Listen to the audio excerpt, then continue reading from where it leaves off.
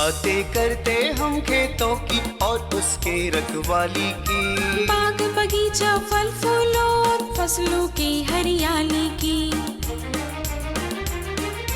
हम बीजों की बातें करते उत्तम जल संसाधन की, हम तकनीकी बातें करते फसलों के उत्पादन की।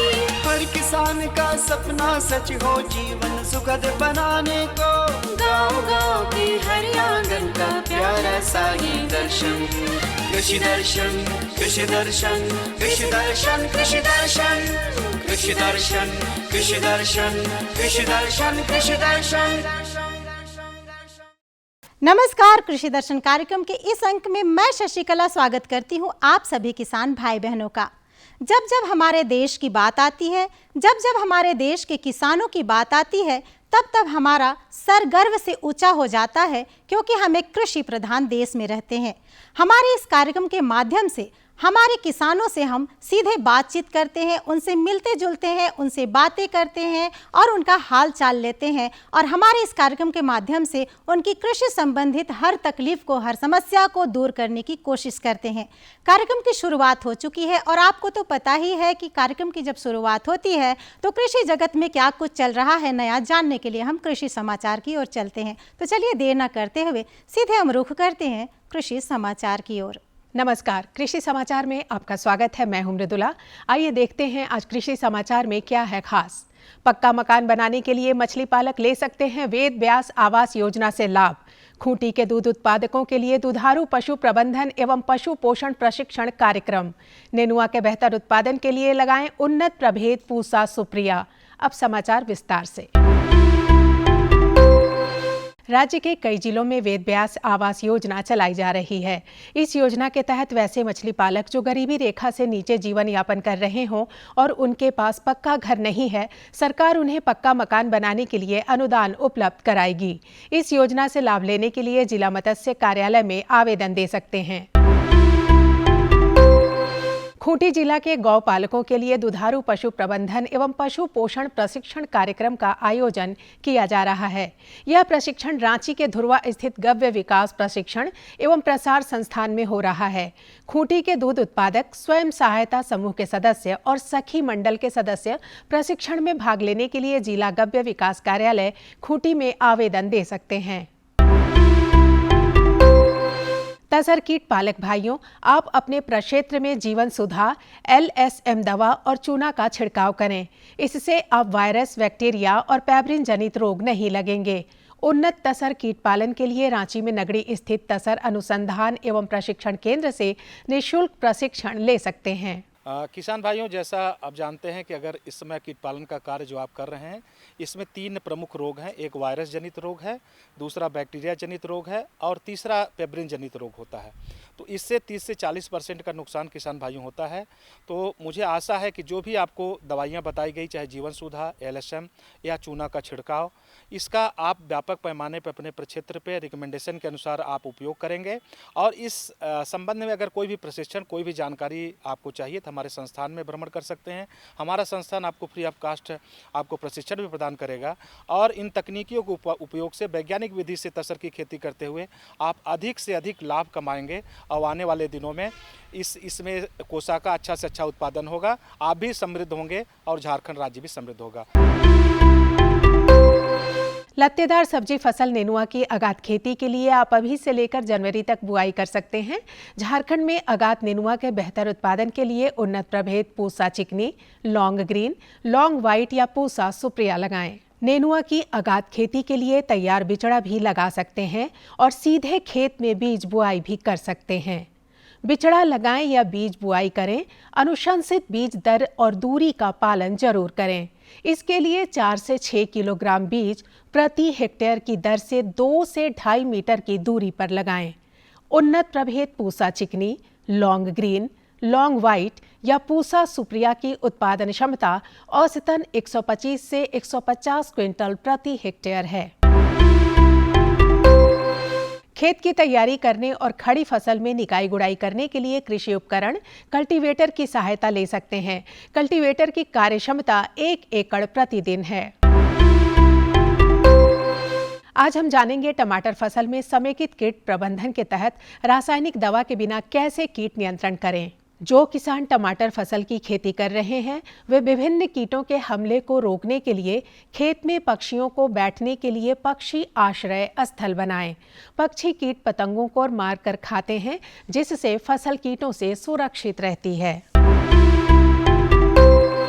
और अब एक नजर राज्य के 5 प्रमुख शहरों के मौसम के मिजाज पर। आज राज्य के 5 प्रमुख नगरों के अधिकतम और न्यूनतम तापमान कुछ इस प्रकार दर्ज किए गए। रांची का अधिकतम तापमान 30 रहा। कृषि समाचार में आज इतना ही। अगले दिन अगले अंक में फिर मुलाकात होगी कुछ ताजा तरीन खबरों के साथ। तब तक के लिए दीजिए इजाजत। नमस्कार, जोहार। किसान भाइयों, अभी आपने देखा कृषि समाचार, मंडी भाव, साथ ही अगले 24 घंटे के अंदर मौसम के मिजाज को जाना। आइए यहाँ पे लेते एक छोटा सा विराम, कहीं जाइएगा नहीं। विराम में भी आपके लिए संदेश है, बने रहिए आपके अपने कार्यक्रम कृषि दर्शन के साथ। माननीय प्रधानमंत्री श्री नरेंद्र मोदी जी के दूरदर्शी नेतृत्व में पिछले 9 सालों में कृषि एवं इससे जुड़े क्षेत्रों को आधुनिक बनाने और किसानों को सशक्त एवं आत्मनिर्भर बनाने के लिए कई महत्वपूर्ण कदम उठाए गए हैं। साल 2013-14 में जहां कृषि बजट केवल 21,933 करोड़ रुपए था, वहीं साल 2022-23 में इसे बढ़ाकर 1,24,000 करोड़ रुपए कर दिया गया। तभी तो साल 2013-14 में जहां खाद्यान्न उत्पादन 265.05 मिलियन टन था, वहीं साल 2022-23 में ये बढ़कर 330.53 मिलियन टन हो गया। वहीं साल 2013-14 में बागवानी फसलों का उत्पादन जहां 280 मिलियन टन था, वहीं साल 2022-23 में ये बढ़कर 350.87 मिलियन टन हो गया। किसानों को कृषि संबंधी जरूरतों के लिए पीएम किसान सम्मान निधि योजना लागू की गई। प्रधानमंत्री जो सम्मान निधि आती है ना, वो डायरेक्ट खाते में आती है, उसमें कोई दिक्कत नहीं, कोई व्यवधान नहीं। और फिर उसको निकाल के हम बाजरा को भी ले आते हैं, गेहूं को भी ले आते हैं, सरसों को भी ले आते हैं। बातें हमारी जो खेल चल तो बढ़िया। पीएम किसान सम्मान निधि द्वारा अब तक 11 करोड़ पात्र किसानों को 2,60,000 करोड़ रुपए से अधिक की धनराशि भेजी जा चुकी है। किसानों को प्राकृतिक आपदा और बेमौसम बारिश से होने वाले फसल नुकसान से बचाने के लिए प्रधानमंत्री फसल बीमा योजना की शुरुआत की गई। हमने 1,800 रुपये प्रीमियम भरा था। अधिक वर्षा होने की वजह से पूरी फसल खराब हो गई थी। उसका हमने इंश्योरेंस कंपनी को उनको सूचना दी और उनके प्रतिनिधि आके हमारे खेतों का निरीक्षण किया उन्होंने, और उसके बाद में फिर हमारा बीमा 2022 में 76,000 रुपये मुझे प्राप्त हुआ। प्रधानमंत्री फसल बीमा योजना के तहत अब तक 11 करोड़ 50 लाख से अधिक आवेदक किसानों को 1,35,248 करोड़ रुपए से अधिक भुगतान किया जा चुका है। साल 2014 के मुकाबले अब किसानों को दलहन, तिलहन और धान के उत्पादन लागत से 1.5 गुना ज्यादा एमएसपी दिया जा रहा है। इस बढ़े हुए एमएसपी दर पर साल 2020-21 में 2,44,159 करोड़ रुपए मूल्य की गेहूं व चावल की रबी और खरीफ फसलों की रिकॉर्ड खरीदी की गई। इसके तहत 991 लाख मैट्रिक टन से ज्यादा गेहूं व धान की खरीद की गई, जिससे 1 करोड़ 75 लाख से भी अधिक किसानों को फायदा हुआ। एग्री इंफ्रास्ट्रक्चर फंड के तहत 1 लाख करोड़ रुपए की मदद से कृषि और इससे संबंधित बुनियादी ढांचों को विकसित किया जा रहा है। AIF के थ्रू हमको लोन मिला, जिससे ये मिल चल रही है। इस क्षेत्र में ऐसी और भी मिलें हैं, और भी प्रोजेक्ट हैं जो चल रहे हैं। ये सरकार का बहुत अच्छा इनिशिएटिव है, जिससे गांव में खुशहाली आ रही है। 412,68,000 से भी अधिक किसानों को नए किसान क्रेडिट कार्ड जारी किए गए। मिट्टी में पोषक तत्वों के अधिकतम उपयोग करने के लिए किसानों को सॉइल हेल्थ कार्ड जारी करने की शुरुआत की गई। विभिन्न चरणों में अब तक 23 करोड़ से भी ज्यादा सॉइल हेल्थ कार्ड्स जारी किए जा चुके हैं। किसान की आय में बढ़ोतरी करने और पर्यावरण को स्वस्थ रखने के लिए परंपरागत कृषि विकास योजना को बढ़ावा दिया गया। ये गंगा के किनारे जैविक खेती करना ये बहुत ही जरूरी जो सरकार का उपक्रम है। प्रदूषण फैलता है, उससे भी उसको राहत मिलती है, और इस तरह से फसल भी अच्छी होती है और उसकी गुणवत्ता भी अच्छी होती है। खेत स्तर पर जल उपयोग दक्षता बढ़ाने हेतु, सूक्ष्म सिंचाई के प्रोत्साहन हेतु प्रति बूंद अधिक फसल योजना क्रियान्वित की जा रही है। नाबार्ड के साथ मिलकर 10,000 करोड़ रुपए का माइक्रो इरिगेशन फंड भी बनाया गया है। 10,000 नए FPO का गठन किया गया है। मैं एपीओ का डायरेक्टर हूँ। मेरा एपीओ पूरा हो गया है। 3,02,000 रुपया किसान का है शेयर होल्डर और 3,02,000 रुपया सरकार दी है। उससे हम लोग खाद बीज का दुकान किया हूँ। किसानों को उनकी फसल का उचित मूल्य दिलाने के लिए देश भर की मंडियों को आपस में ई नाम प्लेटफॉर्म से जोड़ा जा रहा है। अब तक 1,000 से भी ज्यादा मंडियों को ई नाम प्लेटफॉर्म से जोड़ा जा चुका है। ग्रामीण स्तर पर रोजगार को बढ़ावा देने के लिए राष्ट्रीय मधुमक्खी पालन और शहद मिशन की शुरुआत की गई। देश को खाद्य तेल में आत्मनिर्भर बनाने के लिए राष्ट्रीय खाद्य तेल मिशन की शुरुआत की गई। इसके तहत 11,000 करोड़ रुपए से अधिक की धनराशि से मिशन का कार्य प्रगति पर है। संवेदनशील कृषि उत्पादों की आवाजाही के लिए किसान रेल चलाई जा रही है। बहुत शीघ्र खराब होने वाली फल, सब्जियों एवं अन्य बागवानी उत्पादों की आवाजाही को सुनिश्चित करने के लिए किसान रेल का संचालन होने से किसानों को लाभ हो रहा है। कृषि को आधुनिक बनाने के लिए स्मार्ट उपकरण उपलब्ध करवाए जा रहे हैं। इसके अलावा सिंचाई, कीटनाशकों और पोषक तत्वों के छिड़काव के लिए ड्रोन टेक्नोलॉजी को भी अपनाया जा रहा है। ऐसी ही इच्छा शक्ति के साथ हमें आगे बढ़ना है। भारत की कृषि को और आधुनिक बनाना है, नई ऊंचाई पर पहुंचाना है। कृषि में रिफॉर्म और ट्रांसफॉर्म के 9 साल, शानदार प्रदर्शन से उपलब्धियां बेमिसाल।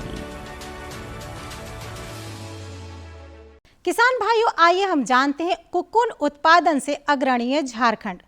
रेशम की अगर हम बात करें तो कोकून से ही रेशम के धागे तैयार होते हैं और उन्हीं धागों से कपड़े बनते हैं। आज से ही नहीं बल्कि सदियों से रेशम के कपड़ों की डिमांड चलती आ रही है, जो आज तक कायम है। किसान भाइयों, आज यही कारण है कि हमारे जो किसान भाई हैं उनका रुझान कोकून उत्पादन की ओर बढ़ता जा रहा है और हमारे किसान कोकून उत्पादन करके लाखों करोड़ों कमा रहे हैं। तो आइए हम इस वृत्त चित्र के माध्यम से जानते हैं कि कोकून उत्पादन में कैसे अग्रणीय हो रहा है झारखंड। तसर रेशम उत्पादक राज्यों की श्रेणी में झारखंड का स्थान पहला है। राज्य की जलवायु, तसर रेशम कीटों के भोज्य पेड़ों की बहुलता, राज्य एवं केंद्र सरकार का प्रोत्साहन और इससे जुड़े संस्थाओं के प्रयास, प्रशिक्षण तथा अनुसंधान ने झारखंड को रेशम उत्पादक राज्यों की श्रेणी में प्रथम स्थान पर लाकर खड़ा किया है। इस व्यवसाय ने राज्य के युवाओं को स्वरोजगार और महिलाओं को आत्मनिर्भर बनने के लिए प्रोत्साहित किया है। जो किसान भाइयों जो कीट पालन का कार्य आप करते हैं, सबसे अच्छा हमारा कीट पालन का कार्य अर्जुन और आसन के पौधों में व्यापक पैमाने पर होता है। जंगल आधारित पॉपुलेशन जो है वो साल के पौधे होती है। तो तसर का जो 2 पौधा है अर्जुन और आसन, इसके साथ साथ हमारे संस्थान ने अभी कुछ ही दिनों पहले लार्जेस्टोमिया स्पेसियोसा, जिसको जेरूल कहते हैं, उस पौधे का उपयोग भी कीट पालन के लिए किया जा रहा है। लेकिन प्रमुख पौधा हमारा टर्मिला अर्जुना, जिसको अर्जुना का पौधा कहते हैं, और आसन के पौधे पे व्यापक पैमाने पे कीट पालन होता है। आप अधिक से अधिक वृक्ष लगाएं किसान भाइयों, उसमें कीट पालन करें और अपने बंजर भूमि को उपयोगी करें, साथ साथ कीट पालन से अधिक लाभ कमाएं। तसर कीट की प्रजातियां साल, जामुन, बेर इत्यादि वृक्षों की पत्तियों को खाद्य के रूप में प्रयुक्त कर कोशा का निर्माण करती हैं, परंतु ये मुख्य रूप से आसन और अर्जुन की पत्तियां खाकर गुणवत्ता युक्त कोशा का निर्माण करती है। तसर रेशम कीट पालन का कार्य जून जुलाई के महीने में मॉनसून की वर्षा आरंभ होते ही शुरू हो जाता है। इसमें 35 से 40 दिनों में कोशा तैयार हो जाता है और यह बीजू फसल कहलाती है। दूसरी फसल सितंबर अक्टूबर के महीने में प्रारंभ हो जाती है तथा इसमें 50 से 60 दिनों में कोशा तैयार हो जाता है। यह व्यावसायिक फसल कहलाती है। जब जून में है ना 8 किलोमीटर रेडियस में 25 mm रेन आता है, तब उसका वाईफाई एक्टिवेट हो जाएगा, तब इट विल बिकम मॉथ हो जाएगा, पतंग हो जाएगा।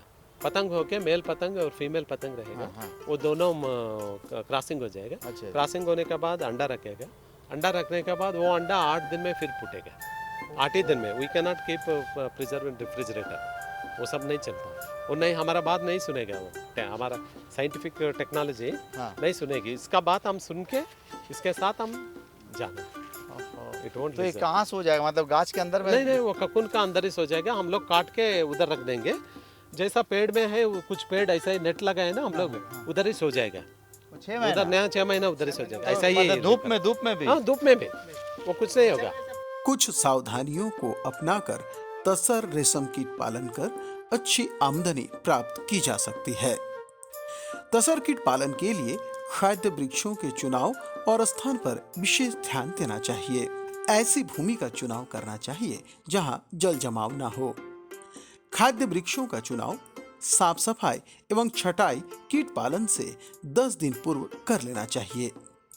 कीट के प्रथम अवस्था यानी इल्ली से प्यूपा और शलभ तक के विकसित होने के क्रम में अन्य कीड़े मकोड़े तथा चींटियों से बचाने के लिए आवश्यक कदम उठाया जाना चाहिए। तृतीय से पंचम अवस्था के दौरान पंछियों, नेवलों, सांपों इत्यादि से सुरक्षा के लिए सावधानी जरूरी है। किसान भाइयों, जैसा आप जानते हैं कि अगर इस समय कीट पालन का कार्य जो आप कर रहे हैं, इसमें 3 प्रमुख रोग हैं। एक वायरस जनित रोग है, दूसरा बैक्टीरिया जनित रोग है और तीसरा पेब्रिन जनित रोग होता है। तो इससे 30 से 40% का नुकसान किसान भाइयों होता है।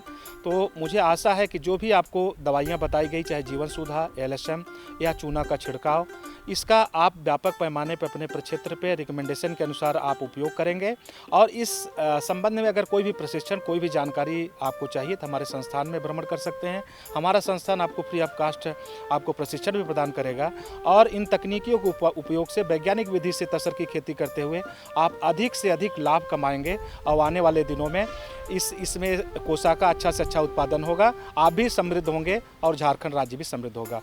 कोशा तैयार होने के बाद इसे सुरक्षित रूप से बीजागार में रखें। बीजागार में रखने से पहले इसका विसंक्रमण अवश्य करें। कोशा की मालाओं को बीजागार में इस तरह से रखें ताकि बीजागार की नियमित रूप से साफ सफाई की जा सके। ये कीड़ा में कभी वायरस में बीमारी पड़ जाता है, उसको रुकावट के लिए हम लोग इसको छींटते हैं। तो ये जो हम लोग काला काला यहाँ पे स्पॉट्स देख रहे हैं, वो सब क्या है? वो क्या यहाँ पे खाद का काम करता है? हाँ, खाद का तो काम करता है। ये कीड़ा सबका जैसे क्या बोलेंगे लेटरिन वो करते हैं। उसको कभी कभी झाड़ू में भी सब कर देते हैं।